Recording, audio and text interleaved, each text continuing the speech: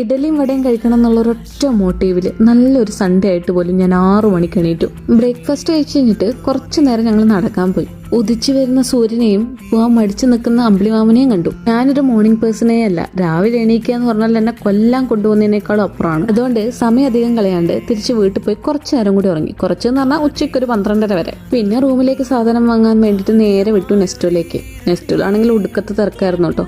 പിന്നെ നമ്മൾ ആദ്യമായിട്ട് ഈ വീട്ടിൽ മീൻ വാങ്ങിച്ചു. അതും നല്ല നത്തൽ. ഞാൻ മീൻ കഴിക്കാത്തത് കൊണ്ട് ഈ വീട്ടിൽ മീൻ വാങ്ങാറേ ഇല്ല.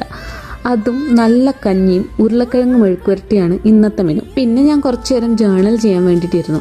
ജനുവരി മാസത്തത് ഞാൻ ഇന്നും കംപ്ലീറ്റ് ആക്കിയിട്ടില്ല. വൈകുന്നേരം ആയാലും ഇപ്പം എന്താ ഒരു കട്ടാൻ ചായ, അതൊരു വികാരമാണ്. രാത്രിയിലേക്ക് ഫുഡ് ആക്കണോ വേണ്ടയോ എന്ന് സംശയിച്ച് നിൽക്കുന്ന സമയത്താണ് സുജിത്തേട്ടൻ വിളിക്കുന്നത്. കുറെ കാലത്തിന് ശേഷമാണ് സുജിത്തേട്ടനെയും ശ്രീയേഷേട്ടനൊക്കെ കാണുന്നത്. അതുകൊണ്ട് ആ സന്തോഷം നമ്മൾ തിന്നു തീർത്തു. ഫുഡ് കഴിച്ച് കഴിഞ്ഞ് കുറച്ചു നേരം കത്തിയടിച്ച് അങ്ങോട്ടും ഇങ്ങോട്ടും നടക്കുകയൊക്കെ ചെയ്തതിന് ശേഷം റൂമിലെത്തിയപ്പോൾ തോന്നിയതാണ് ഇങ്ങനൊരു പരിപാടി. എനിക്ക് സ്വിച്ച് ഇട്ട പോലെയാണ് ഹോബികൾ മാറുന്നത്. അപ്പോൾ ഇന്നത്തേക്ക് അത്രേ ഉള്ളൂ. ബൈ.